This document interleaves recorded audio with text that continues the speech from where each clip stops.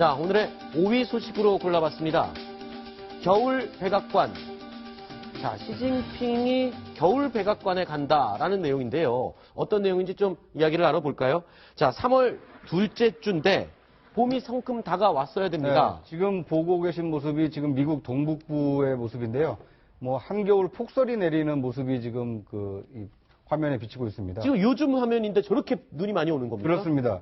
그러니까 뭐 우리나라는 지금 3월 14일이지만 아직 이제 미국 시각으로는 아직 14일이 아니고 13일인데요. 네. 원래는 미국 현지 시간으로 3월 14일에 이 독일의 메르켈 총리가 이 워싱턴에 방문해서 이 도널드 트럼프 대통령과 이게 정상회담을 하기로 예정이 돼 있었습니다. 네. 근데 앞서 화면에서 보신 것처럼 이 폭설이 내리다 보니까 아하. 지금 이제 비행기 운항이 좀 중지가 돼서 14일로 예정됐던 정상회담이 17일로 이렇게 연기가 됐다고 합니다. 그렇군요. 회담에서는 어떤 내용을 주요 의제로 다룰 내용이었죠? 가장 중요한 의제로는 그 유럽의 그 난민 정책이 그 의제로 등장할 것으로 예상이 됐었고요. 네. 또 미국과 독일 간 무역 정책에 대한 의견도 교환이 될 것이다. 이런 예상이 나왔었습니다. 네. 자, 독일의 메르켈 총리와의 정상회담은 지금 폭설 때문에 미국 동부의 이례적인 폭설로 연기가 된 상태인데 4월에는 또 중국의 시진핑을 만나기로 예정이 돼 있다고요? 예, 4월 초에 지금 날짜는 정해지지 않았지만 네네. 트럼프가 바로 시진핑을 초청을 합니다. 그래서 네. 자기 자신의 아주 유명 별장 마이애미에 있죠. 예, 거기에까지 직접 초청을 할 예정인데 지금 현재 날짜는 정해지지 않았다고 하지만 거기 초청하는 날짜가 4월 6일에서 7일 사이일 것으로 예상이 되고 있기 때문에 네. 아무래도 4월 5일에서 한 8일 그 사이에 시진핑 주석이 미국을 방문을 할 것으로 이렇게 예상을 하고 있습니다. 조금 전에 순위에서 우리가 사드 문제를 집중적으로 좀 얘기를 해봤었는데 어떻습니까? 시진핑과 트럼프가 만난다. 그러면 이 사드 문제도 좀 언급이 되거나 아니면 해결의 실마리를 찾을 수 있을까요? 예, 그렇다고 봐야죠. 지금 현재 이제 미국하고 중국의 가장 현안은 네. 기본적으로 이제 남중국해 문제 하나하고 네. 그 다음에 결국 경제 문제. 네. 즉 다시 말하면 환율 조작국으로 지금 중국을 지정을 해가지고 뭐 관세를 엄청나게 물린다고 했으니까 그 부분에 관련해서 집중적으로 논의를 하겠지만 네. 적어도 다른 어느 때보다도 북핵 문제 그리고 그에 따른 사드 배치 문제가 저기에서 의제로 오를 가능성이 높습니다. 그렇기 때문에 네. 우리가 틸러슨이 우리가 17일하고 18일 이번에 오잖아요. 네.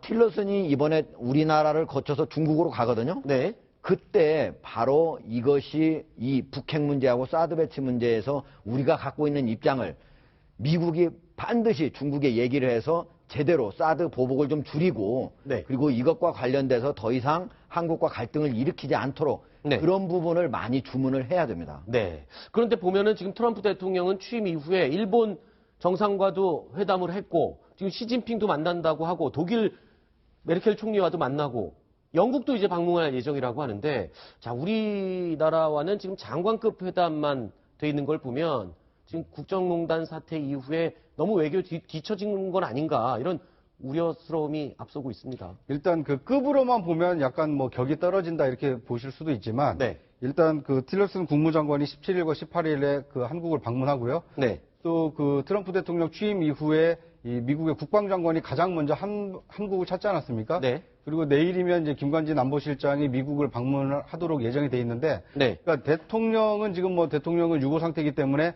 지금 대통령 권한대행 체제지만 대한민국이 북핵과 또는 그 미중 간의 어떤 그 갈등 한 복판에 지금 이 한반도가 그 자리매김돼 있기 때문에 외교 역량을 총동원해서 우리의 국익을 지키기 위해서 이 외교 당국자들이 뭐 발빠르게 대응을 하고 있다. 그리고 그런 발빠른 대응이 필요한 시점이다. 이런 주문이 좀 필요한 때가 아닌가 싶습니다. 네. 지금 이제 한반도 관련해서는 우리가 지금 대통령이 없는 상태지 않습니까? 네. 그래서 우리하고 협의를 할래도 할 수가 없는 상태긴 한데 사실은 미국도 네. 현재 우리하고 만약 한반도 문제를 논의를 하려면 아시아 태평양 담당 차관보가 있어야 되거든요. 네. 그리고 또 우리 한국 담당이 있어야 돼요. 근데 이것이 아직 전혀 정해지지 않았습니다. 다 공석이죠, 지금 미국도. 지금 미국도 그러기 때문에 한국, 미국이 모두 준비가 되지 않은 상태다. 아하. 이렇게 말씀드릴 수 있습니다. 너무 우려하거나 걱정을 하지 않아도 되는 상황이다. 이렇게 이해를 하겠습니다.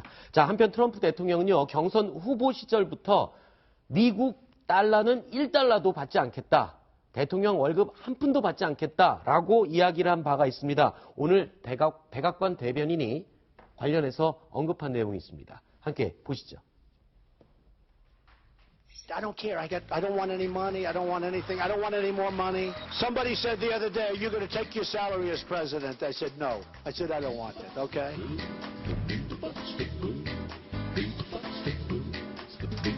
Are you going to take the salary, the president's salary? Well, I've never commented on this, but the answer is no. The president's intention right now is to donate his salary at the end of the year. The way that we can avoid scrutiny is to let the press corps determine where it should go. He will.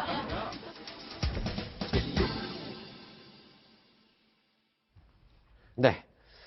다음 영상, 하실 말씀 있으신가요? 아니, 예, 근데 말씀하세요. 저기 괜찮습니다. 미국에 네네. 저기 1년 연봉 해봤자 4억 한 6천만 원 정도 되거든요.